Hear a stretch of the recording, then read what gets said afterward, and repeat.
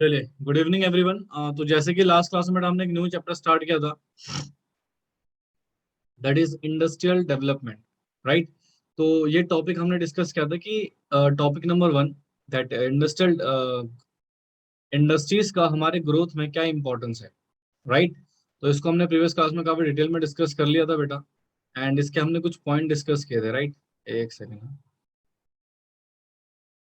क्या हो गया? हम्म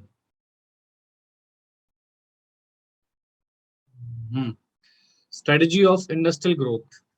ठीक है जी। तो ये चैप्टर बेसिकली हमने स्टार्ट किया था बेटा प्रीवियस क्लास में, जो कि हम 1947 से लेकर 1919 तक के सिचुएशन को डिस्कस कर रहे थे। तो हम एक टॉपिक डिस्कस डिस्कस कर रहे थे बेटा, इंपॉर्टेंस ऑफ इंडस्ट्री की इकोनॉमिक ग्रोथ में। इंपॉर्टेंस क्या है इंडस्ट्री की, जिसमें हमने बेटा ये कुछ 7 पॉइंट्स नोट डाउन किए थे। पहला था epicentre of economic growth, दूसरा था सोर्स ऑफ एम्प्लॉयमेंट, तीसरा था source of mechanised means of farming, impart dynamics for the growth process, growth of civilisation. तो यहाँ तक मैं आपको ऑलरेडी प्रीवियस क्लास में करा चुका हूँ, राइट। आज हमें 2 पॉइंट डिस्कस करने हैं, growth, industrial growth and industrialisation, a sine qua non of growth, right. तो आई होप सो कि आपने रिवीजन कर रखा हो बेटा इन सब चीजों का, ठीक है। तो ये ग्रोथ तक हमारा हो गया था, और आज का हमारा टॉपिक है that is infrastructural growth, right. Now infrastructural growth क्या है बेटा, इसको भी हम डिस्कस कर लेते हैं। सबसे पहले क्वेश्चन आता है सर, ये इंफ्रास्ट्रक्चर क्या होता है? बेटा एक सिस्टम सपोर्ट है, ये एक सिस्टम सपोर्ट है जो इकोनॉमिक एंड सोशल डेवलपमेंट में, सोशल डेवलपमेंट में बेटा किसी भी कंट्री की हेल्प करता है, एड प्रोवाइड करता है उस पर्टिकुलर देश को, ठीक है, उसके सोशल एंड इकोनॉमिक डेवलपमेंट में, दैट इज इंफ्रास्ट्रक्चर। अब क्वेश्चन आता है सर, इंडस्ट्रीज के आने से इंफ्रास्ट्रक्चर कैसे डेवलप होगा, इंडस्ट्रीज की ग्रोथ से इंफ्रास्ट्रक्चर कैसे डेवलप होगा? फिर देखिए, जब भी कोई इंडस्ट्री डेवलप होती है ना, तो उसके साथ साथ बहुत सारे इंफ्रास्ट्रक्चरल टूल्स भी डेवलप होते हैं। जैसे फॉर एग्जांपल एक इंडस्ट्री बेटा, फॉर एग्जांपल एक फैक्ट्री सेटअप होनी है, किसी पर्टिकुलर एरिया में फैक्ट्री सेटअप होनी है। तो अब उस फैक्ट्री को अपने प्रोडक्ट को ट्रांसपोर्ट करने के लिए रोड्स की नीड पड़ेगी, ठीक है, और रॉ मटेरियल मंगाने के लिए रोड्स की नीड पड़ेगी। तो मतलब उसके इंडस्ट्री के डेवलप होते ही उसको बहुत सारे इंफ्रास्ट्रक्चर भी डेवलप करने पड़ते हैं, राइट। तो इसीलिए बेटा कहते हैं इंफ्रास्ट्रक्चर ग्रोथ भी हो जाती है अकॉर्डिंगली, अगर इंडस्ट्रीज का डेवलपमेंट हो रहा है तो। देखिए, industrialisation has led to infrastructural growth in the economy, ठीक है। तो जो इंडस्ट्रियलाइजेशन है बेटा, वो इंफ्रास्ट्रक्चर ग्रोथ को भी यहाँ पर क्या करता है, प्रोसीड करता है अर्थव्यवस्था में। कहते हैं industry tends to spread across the different part of country and it spread, there is an expansion of the infrastructure facilities. Obviously बेटा, जहां जहां इंडस्ट्रीज का डेवलपमेंट होता है, वहां वहां पर इंफ्रास्ट्रक्चर बेटा हमारा काफी बेटर हो जाता है, such as transport, communication, banking, insurance and service and power etcetera, ठीक है। ये सारे इंफ्रास्ट्रक्चर बेटा हमारे इंडस्ट्री के साथ साथ डेवलप होना स्टार्ट हो जाते हैं, क्योंकि बेटा ये सारी नीड है। अगर कोई इंडस्ट्री डेवलप होना चाहती है तो उसको ट्रांसपोर्ट चाहिए, उसको कम्युनिकेशन चाहिए, उसको बैंकिंग चाहिए, उसको इंश्योरेंस चाहिए, उसको सर्विसेज चाहिए, उसको पावर चाहिए, राइट। ये सारी नीड बेटा किसी भी इंडस्ट्री के डेवलपमेंट में नेसेसरी है। अगर सरकार भी चाहती है कि इंडस्ट्रीज डेवलप हो, तो क्या गवर्नमेंट को भी ये सारी चीजें इंडस्ट्रीज को देना पड़ेगा, तभी तो इंडस्ट्री डेवलप होंगे और एम्प्लॉयमेंट को भी जनरेट कर सकती हैं। Yes sir. तो इसीलिए बेटा इंडस्ट्रीज के डेवलप होने से देश में इंफ्रास्ट्रक्चर का ग्रोथ भी होता है। It's a very simple point, I hope so आपको समझ आ गया होगा बेटा। इसको नोट कर लीजिए प्लीज। क्या आपको क्लियर हो गया बेटा? और नोट थोड़ा जल्दी से करेंगे, फास्ट तरीके से, ठीक है। हाँ जी बेटा, समझ आया आपको? पार्टिसिपेशन सभी को करना है प्लीज, ठीक है। इसको नोट करो और जल्दी से नोट करेंगे प्लीज, फास्टली। और जो लोग यूट्यूब से देख रहे हैं बेटा, आपको भी नोट करना है पूरे नोट्स, ठीक है, बिना नोट करे आगे मत बढ़िएगा। चलिए नोट कीजिए थोड़ा जल्दी से प्लीज।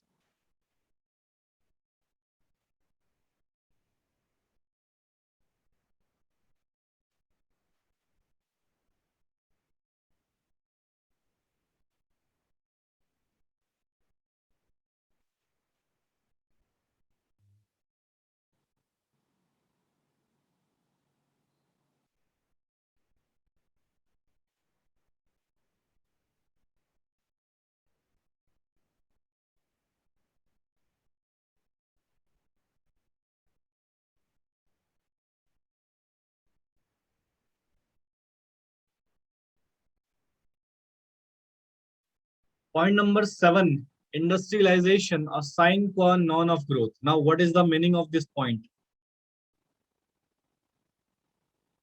इसका ये मतलब है बेटा, यहां पर इंडस्ट्रियलाइजेशन को ही ग्रोथ मान लिया गया।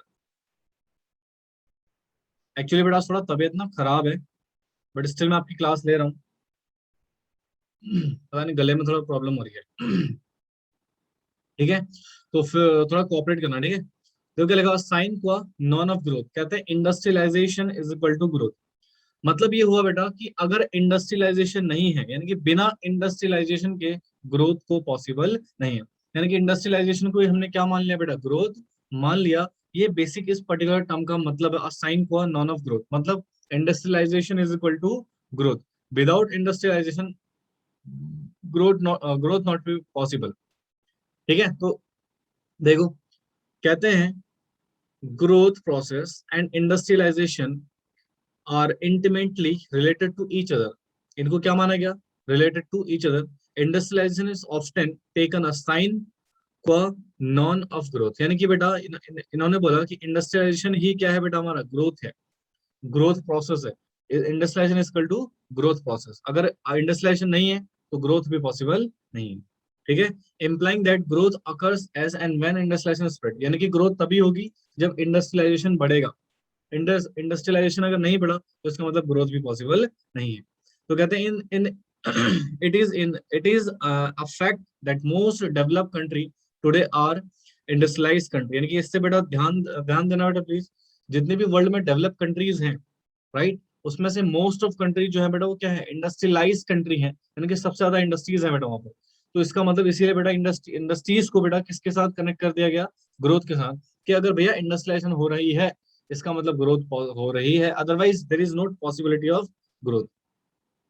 देखिए लिखा, in fact industrialisation has the emerge as an inevitable route to process of growth. ठीक है, तो ये इसका मतलब है इंडस्ट्रियलाइजेशन ही बेटा हमारा एक पर्टिकुलर पॉइंट है जो ग्रोथ को इनिशिएट कर सकता है और जिससे ग्रोथ पॉसिबल है in today era. Are you getting the point? समझ आया बेटा? नोट कर लीजिए इसको। तो बेटा इस पॉइंट के साथ हमारा ये topic number 1 that is importance वाला टॉपिक खत्म हो गया बेटा यहाँ पे। अब हम एक नए टॉपिक की ओर बढ़ते हैं, राइट। टॉपिक नंबर 2 देखते हैं बेटा। टॉपिक नंबर 2 बेसिकली हमारा क्या है? तो this is the basic topic number 2, जो कि factor necessitating direct participation of state in industrial growth या इंडस्ट्रियल डेवलपमेंट। सुन ना, ये टॉपिक क्या है, टॉपिक समझो। इधर देखो, इधर देखो प्लीज। सर, अगर मैं 1947 की बात करूं, प्लीज ध्यान से सुनेंगे, थोड़ा इंपॉर्टेंट है ये, तो थोड़ा ध्यान से सुनिएगा प्लीज, ठीक है। इससे पहले बेटा भारत में ब्रिटिश शासन था, जिसने बेटा कहीं ना कहीं हमारी इकोनॉमी को बुरी तरह से तबाह कर दिया था। और एक बहुत ही स्टैग्नेंट एंड ब्लीक ग्रोथ वाली इकोनॉमी हमारे पास थी। ठीक है, अब इसके बाद जो हमारी सरकारें बनी, भारत की जो इंडियन गवर्नमेंट प्रिपेयर करी, बनाई गई इंडियन गवर्नमेंट, तो उनको कुछ फैसले लेने थे बेटा। अब फैसलों में हमारे तीनों सेक्टर आ गए ना बेटा, आपके प्राइमरी सेक्टर आ गया, सेकेंडरी सेक्टर आ गया और टर्सरी सेक्टर आ गया। अब इकोनॉमी को ना दो चीजें चलाती हैं, या तो पब्लिक सेक्टर चलाता है या तो फिर प्राइवेट सेक्टर चलाएगा। राइट, दो सेक्टर्स होते हैं बेटा जो कहीं ना कहीं हमारे इकोनॉमी को क्या करते हैं, रन करते हैं। The first one is public sector या फिर प्राइवेट सेक्टर। अब sir public sector generally government से रिलेट होता है, और जो प्राइवेट सेक्टर होता है वो प्राइवेट से रिलेट होता है। और प्राइवेट सेक्टर का मेन मोटो होता है प्रॉफिट कमाना जी, मैक्सिमम प्रॉफिट कमाना। इन्हें सोशल वेलफेयर से कोई लेना देना नहीं है। बट जो पब्लिक सेक्टर होती है बेटा वो क्या करती है, कहीं ना कहीं सोशल वेलफेयर को ज्यादा प्रायोरिटी देती है। जी सर। अब गवर्नमेंट ने दिमाग सोचा, राइट, कि किसका पार्टिसिपेशन किया जाए। अब सुनना, 1947 के बाद उतने अमीर लोग भी नहीं थे बेटा भारत में। तो ऑलमोस्ट जो मोस्ट ऑफ पॉपुलेशन थी बेटा भारत की वो गरीब थी। तो अब क्वेश्चन ये आया कि यार इंडस्ट्रीज के ग्रोथ में पार्टिसिपेशन कौन करे, क्या प्राइवेट सेक्टर को पार्ट करवाए या फिर गवर्नमेंट को ही पार्टिसिपेशन लेना पड़ेगा for the development of industries, right.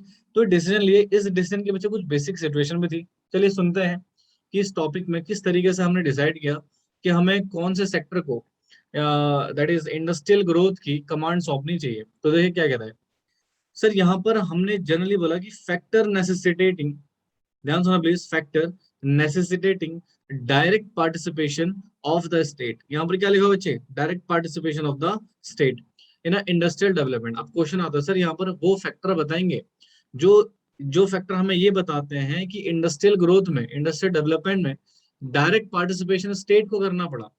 किसको करना पड़ा, स्टेट को। ना question is that sir what is the meaning of state, state क्या होता है। सुनिए, स्टेट का ना मीनिंग डिफाइन है बेटा कॉन्स्टिट्यूशन ऑफ इंडिया, भारत के संविधान में। भारत के संविधान में बेटा एक आर्टिकल है, article 12 of constitution of India, ठीक है। ये बोलता है स्टेट का मतलब जनरल, बेटा मैं आपको जनरली बता रहा हूँ, हालांकि वहां पर तो काफी डिटेल में दे रखा है, बट मैं आपको बेसिक सिचुएशन बता रहा हूँ। स्टेट का मतलब क्या होता है, गवर्नमेंट, राइट। स्टेट का मतलब क्या होता है, गवर्नमेंट। आप पढ़ो इस पॉइंट को, कह रहा factor necessitating direct participation of state यानी कि गवर्नमेंट इन इंडस्ट्रियल ग्रोथ, यानी कि वो कौन से फैक्टर थे बेटा जिन्होंने हमें बताया कि इंडस्ट्रियलाइजेशन ग्रोथ में जो मेन पार्टिसिपेशन होगा वो किसका होगा बेटा, स्टेट का होगा, सरकार का होगा, ठीक है। देखिए कैसे, कहते हैं along with the need of develop industry, ठीक है, हमें तो डेवलप इंडस्ट्री तो चाहिए थी डेफिनेटली, बट किस कीमत पे। देखिए along with the need to develop industry as a epicentre of growth, जो कि एक केंद्र बिंदु बन सके बेटा ग्रोथ की। The planner and politician also realise that the process of industrialisation could not be left with the market forces, यानी कि हम डिमांड और सप्लाई के आधार पे, प्राइवेट सेक्टर के आधार पे मतलब इसको नहीं छोड़ सकते, क्योंकि उस टाइम पे बेटा भारत की वो कंडीशन नहीं थी कि हम प्रॉफिट मैक्सिमाइजेशन की सिचुएशन को क्या कर पाते बेटा, हैंड ओवर कर पाते। तो कहीं ना कहीं सरकार ने सोचा बहुत सारी समस्याएं हैं जिसकी वजह से हम पूरा का पूरा इंडस्ट्री प्राइवेट सेक्टर को नहीं दे सकते, राइट। तो इसलिए बेटा वहां पर सरकार को ये महसूस हुआ कि उनको पार्टिसिपेट करना पड़ेगा पर्टिकुलर इंडस्ट्रीज के ग्रोथ में, ठीक है। तो ये तीन फैक्टर्स थे बेटा जो हमें बताते हैं कि क्यों गवर्नमेंट को डायरेक्ट पार्टिसिपेट करना पड़ा इन द इंडस्ट्रियल ग्रोथ। तो देखिए बेटा क्या है, डायरेक्ट पार्टिसिपेशन ऑफ स्टेट मतलब government was considered essential in the view of following point. सबसे पहला, lack of capital. Sir private sector के पास इतना पैसा नहीं था कि वो इंडस्ट्रीज को डेवलप कर पाती, इसलिए सरकार को आना पड़ा। दूसरा, लो इंड्यूसमेंट टू इन्वेस्टमेंट करने के लिए उतना मोटिवेशन नहीं मिला बेटा प्राइवेट सेक्टर को, इसलिए सरकार को आना पड़ा। तीसरा, ग्रोथ के साथ साथ सोशल जस्टिस का ऑब्जेक्टिव हमें ऑब्टेन करना था, इसलिए गवर्नमेंट को डायरेक्ट पार्टिसिपेशन लेना पड़ा in the process of industrial growth. तो ये तीन फैक्टर्स है बेटा, हालांकि अभी मैं आपको काफी डिटेल में पढ़ाऊंगा इन फैक्टर्स को। तो ये तीन फैक्टर हैं जिनकी वजह से इंडस्ट्रीज के ग्रोथ में, ध्यान सुना प्लीज, इनकी वजह से इंडस्ट्रीज के ग्रोथ में भारत सरकार को डायरेक्ट पार्टिसिपेट करना पड़ा। समझे, कॉन्सेप्ट है, अभी तो काफी डिटेल में पढ़ना है, पहले मुझे बताओ समझ आया तुम्हारे कुछ। हाँ जी, बोलो प्लीज। चलिए पहले इतना नोट कीजिए, फिर आगे बढ़ते हैं एंड वन बाय वन इस बेसिक कॉन्सेप्ट्स को डिस्कस करते हैं कि तीनों समस्याएं हैं क्या, ठीक है। पहले आप इतना नोट कर लीजिए फटाफट से प्लीज, नोट कीजिएगा प्लीज इसको।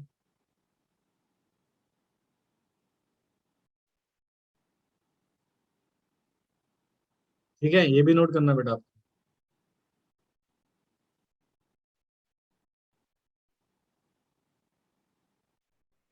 तो सर जो हमारा फर्स्ट पॉइंट है that is lack of capital. ना question is that sir capital का मतलब क्या। बेटा कैपिटल का मतलब यहाँ पर ना फंड से है, कैपिटल पैसा, मनी, फंड्स, या you can say money, you can say finance, right. तो यहाँ पर लैक ऑफ फंड्स मतलब कैपिटल की कमी थी बेटा विद द प्राइवेट सेक्टर। उस टाइम पे बेटा आप सोचो ना, majority of population of India is poor, तो प्राइवेट सेक्टर के पास इतना पैसा कहाँ से होगा कि वो जो इंडस्ट्रीज डेवलप कर सकते बेटा। कुछ कुछ थे, राइट।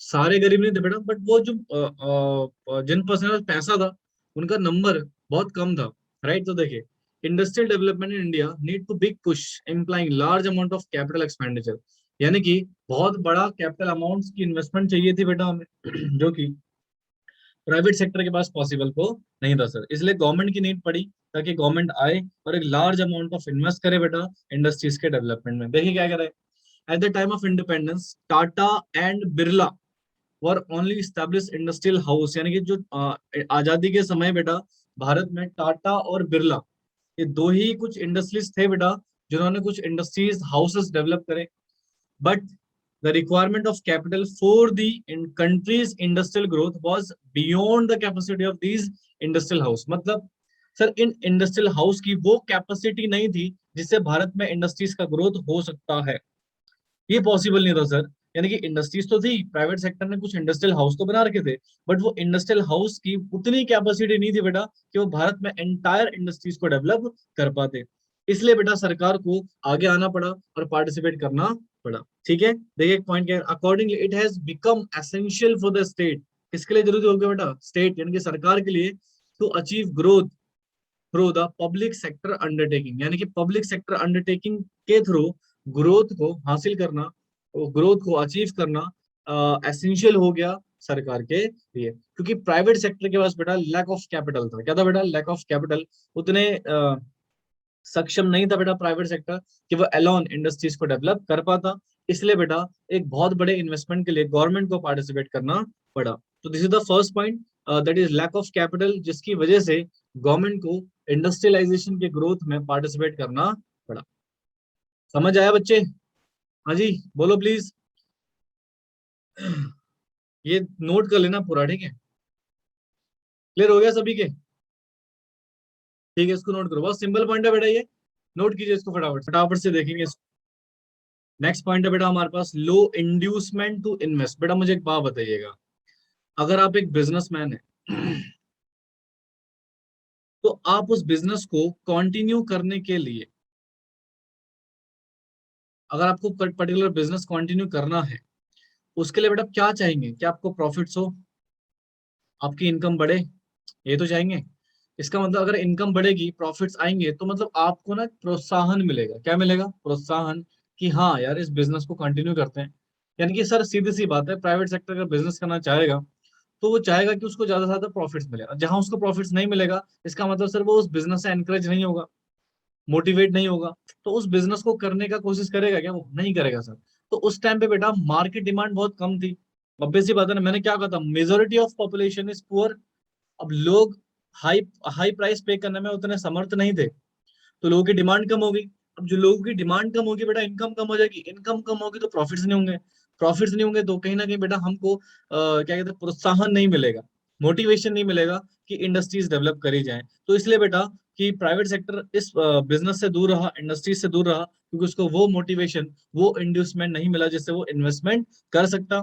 इसलिए बेटा सरकार को आगे आना पड़ा, और सरकार का मकसद प्रॉफिट कमाना नहीं बेटा, सोशल वेलफेयर करना होता है। इसलिए गवर्नमेंट बेटा यहाँ पर एंटर हुई। देखिए, private investor lacked inducement to invest. यानी कि प्राइवेट सेक्टर के पास कमी थी बेटा इंड्यूसमेंट, प्रोत्साहन की, कि वो इन्वेस्टमेंट कर सके। क्यों सर?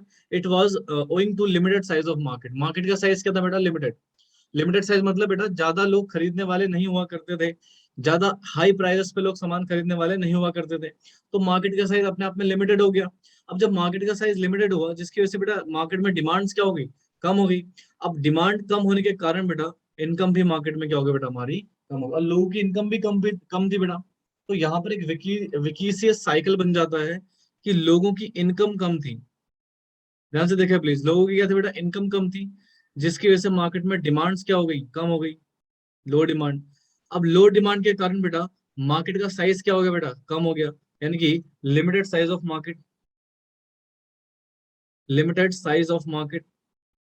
अब लिमिटेड साइज ऑफ मार्केट हुआ तो डेफिनेटली लो इंड्यूसमेंट, हमें प्रोत्साहन मिला नहीं, तो इन्वेस्टमेंट करने के लिए बेटा कोई प्रोत्साहन नहीं मिला, तो इसलिए इन्वेस्टमेंट नहीं हो पाई बेटा।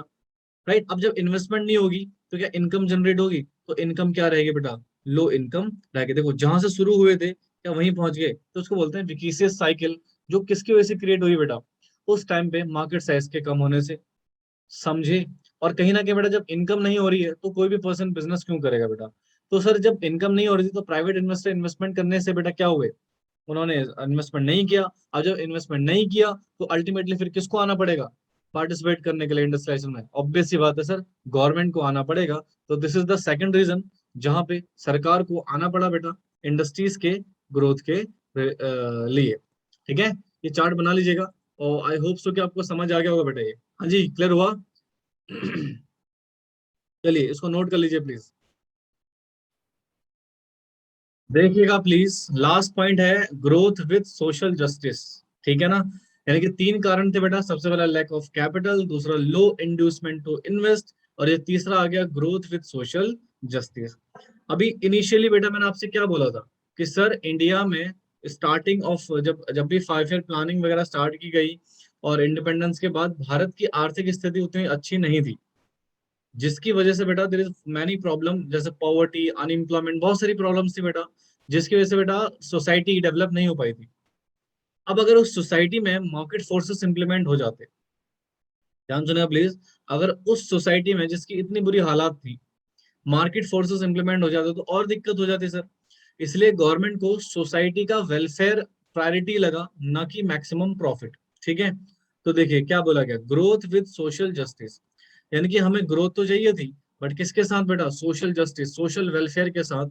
इसलिए गवर्नमेंट को पार्टिसिपेट करना पड़ा in the process of industrial growth. देखिए, the government realize that this objective could be achieved only through direct participation of the state in the process of industrialization। अगर आप गवर्नमेंट चाहती है कि इंडस्ट्रीज का दैट इज सोशल वेलफेयर हो, growth के साथ साथ क्या अचीव हो बेटा, सोशल वेलफेयर, तो गवर्नमेंट को यहाँ पर डायरेक्ट पार्टिसिपेट करना पड़ेगा to achieving this particular objective. ये जो ऑब्जेक्टिव है बेटा, इसको अचीव करने के लिए सरकार को पार्टिसिपेट डायरेक्टली लेना पड़ेगा। अगर गवर्नमेंट पार्टिसिपेट नहीं लेगी बेटा, तो ये ऑब्जेक्टिव आपका अचीव नहीं हो पाएगा। तो कहता है because it require investment that generate employment rather than investment for maximum profit। उस टाइम पे हमें ज्यादा से ज्यादा किसकी जरूरत थी बेटा, एम्प्लॉयमेंट की। किसकी जरूरत थी, एम्प्लॉयमेंट की, ना कि बेटा हमें रिक्वायरमेंट थी दैट इज मैक्सिमम प्रॉफिट्स की। ठीक है? तो this is the basic situation. तो ये तीन पॉइंट बेटा जो हमने यहाँ पे डिस्कस करे, lack of capital, low inducement to invest, and the third one is growth with social justice। Sir ये तीन फैक्टर्स थे जो हमें बताते हैं कि गवर्नमेंट का क्यों डायरेक्ट पार्टिसिपेशन जरूरी था in the process of industrial growth. समझे बच्चों? बोलो please, are you getting the point? तो आई होप सो कि आपको समझ आ गया होगा बेटा। तो जो नेक्स्ट टॉपिक है बेटा आईपीआर पॉलिसी 1956, वो मैं नेक्स्ट क्लास में आपको पढ़ाऊंगा। राइट? थोड़ा सा उसमें काफी चीजें हमें डिस्कस करनी है, तो आज पॉसिबल नहीं है बेटा उस टॉपिक को आज हम डिस्कस करें। So today class is wind up here. Right? And I hope so कि आपको समझ आ गया। दो टॉपिक हम पढ़ चुके हैं बेटा इस चैप्टर में, that is importance of industry, and दूसरा की factor necessitating the direct participation of the growth process in the by the states. Right? और जो नेक्स्ट टॉपिक रहेगा हमारा, दो टॉपिक बचे हैं बेटा हमारे पास, एक आईपीआर पॉलिसी 1956 पढ़ेंगे और एक पढ़ेंगे स्मॉल स्केल इंडस्ट्रीज का डेवलपमेंट। राइट? ये दो टॉपिक और बच गए हैं, तो नेक्स्ट आने वाली एक या दो क्लास में बेटा चैप्टर फिनिश अप हो जाएगा। ठीक है? ज्यादा बड़ा चैप्टर नहीं है बेटा, ये छोटा सा ही चैप्टर है, तो प्लीज इसको रिवीजन करते रहना आप प्रॉपरली। ठीक है ना? तो आज की क्लास यहीं पे रखते हैं बेटा, इसको नोट कर लीजिए फटाफट से। ठीक है जी? चलिए नोट कर लीजिएगा बेटा इसको।